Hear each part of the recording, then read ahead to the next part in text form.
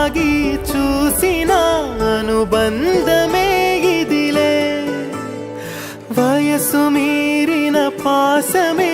ఒక కావ్యమైనదిలే రేపలా